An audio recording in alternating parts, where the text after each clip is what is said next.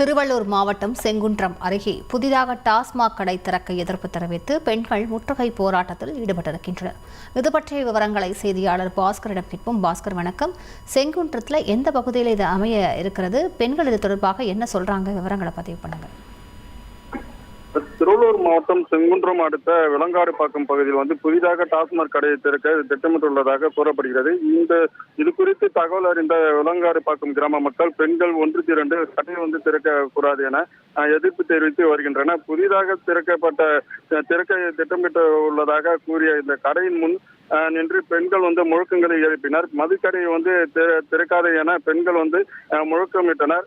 பொது மதுக்கடை திறந்தால் தங்களுக்கு பாதுகாப்பு இருக்காது எனவும் பெண்கள் அச்சமின்றி நடமாட முடியாது எனவும் புகார் தெரிவித்தனர். தங்களது கிராமத்தில் எக்காரணம் கொண்டும் டாஸ்மாக் கடையை திறக்க அனுமதிக்க முடியாது என பெண்கள் ஓட்டமாக தெரிவித்துள்ளனர்.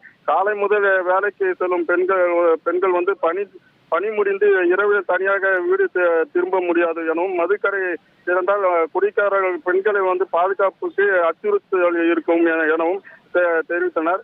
போராட்டத்தில் ஈடுபட்ட பெண்களிடம் பேச்சுவார்த்தையில் ஈடுபட்ட காவல்துறையினர் தற்போது வரை காவல்துறையோ வருவாய்த்துறையோ எந்த அனுமதியும் வழங்கவில்லை எனவும் மதுக்கடை சேர்க்கும் திட்டம் இல்லை என காவல்துறையினர் சமரச பேச்சுவார்த்தை நடத்தினர். இதனை அடுத்து போராட்டத்தை கைவிட்டு பொதுமக்கள் கலந்து சென்றனர்.